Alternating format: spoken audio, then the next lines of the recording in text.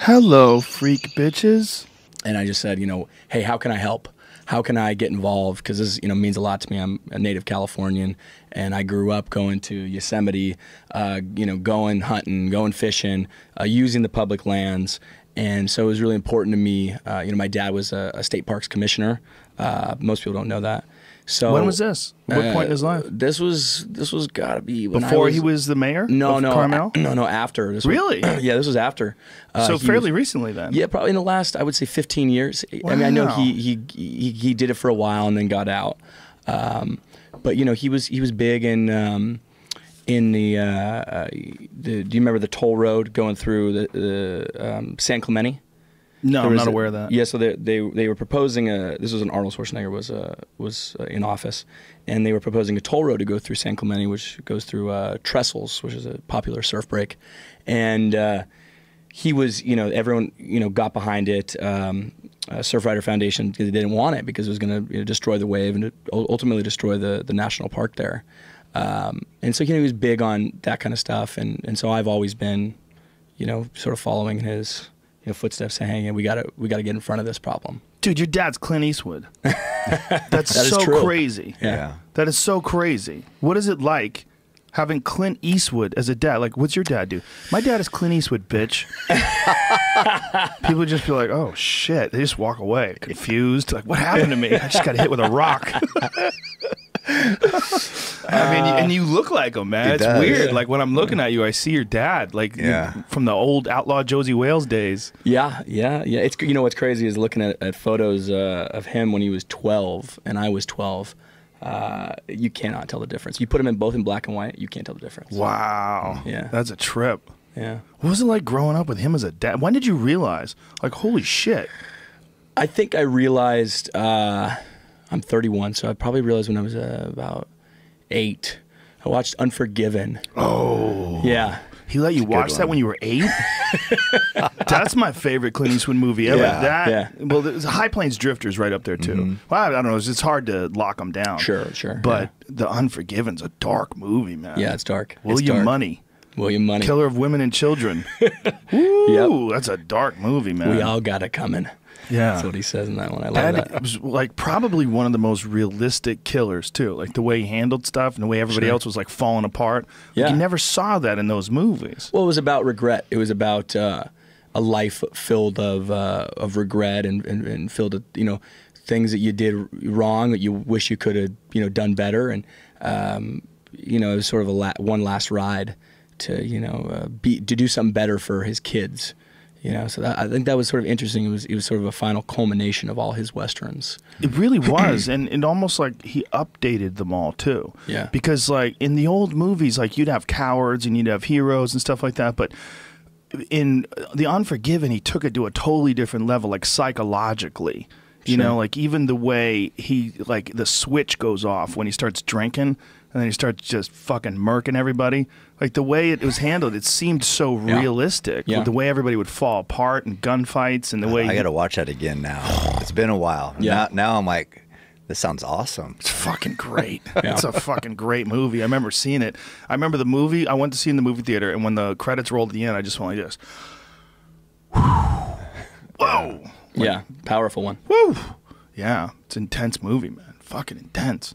So when you're 8, you figured it out? Like that movie? Right around then, yeah. I remember watching it. I'm not sure if I watched it with him or shortly after he made it. And just thinking, that is the coolest thing, and I want to do that.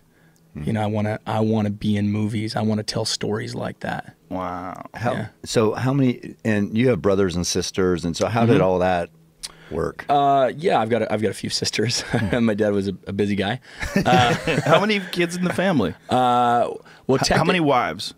Yeah, let's just go with that. He's only had 2 wives, but he's had a few girlfriends, a few different babies, mamas. Yeah. So did you live with him? I did. Yeah. I would bounce back and forth. I lived with my mom.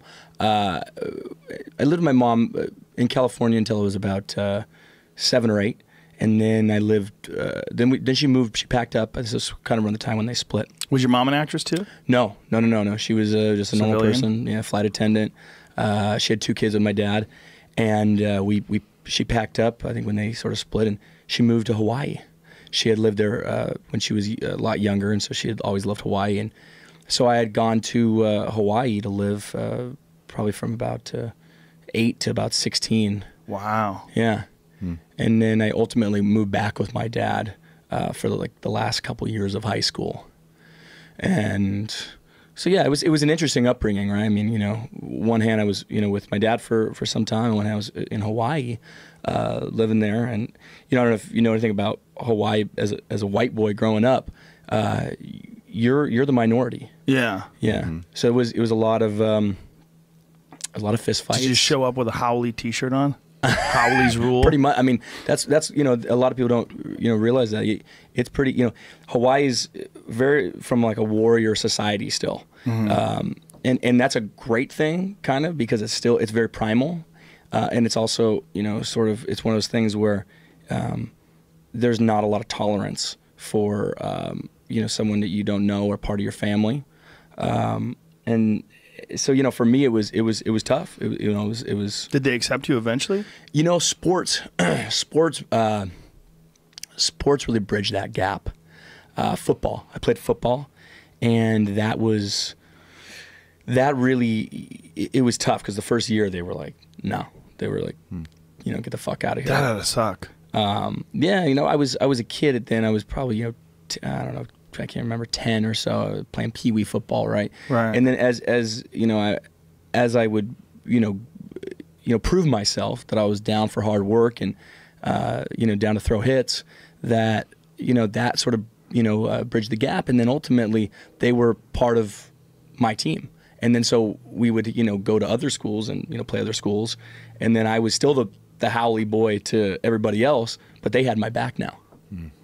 So that was cool. That had to be a bizarre time, man, to be a 10-year-old and all of a sudden be in that environment. Sure.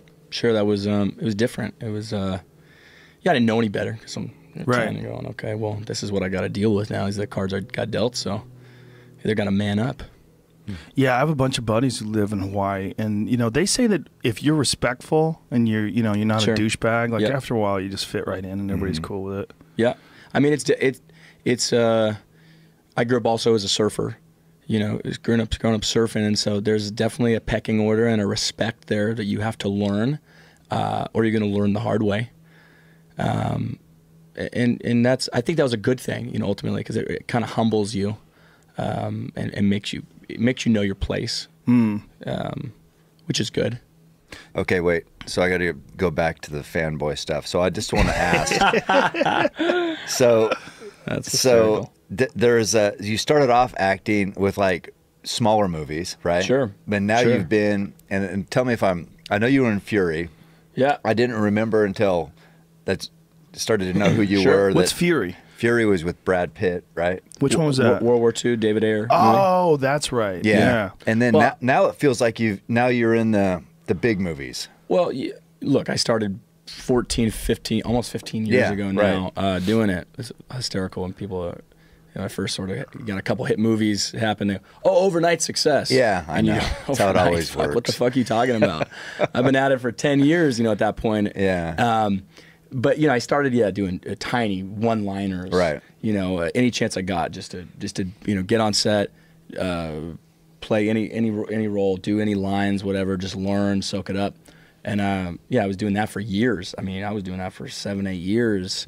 While I was bartending, while I was valet parking cars, anything to pay the bills. Right. But how important is that you actually worked your way through it, even though you're Clint Eastwood's son? Right. That's what I was interested in. Is that Yeah. I mean, it's like it didn't feel like he helped you, and I don't know, maybe he did, but No.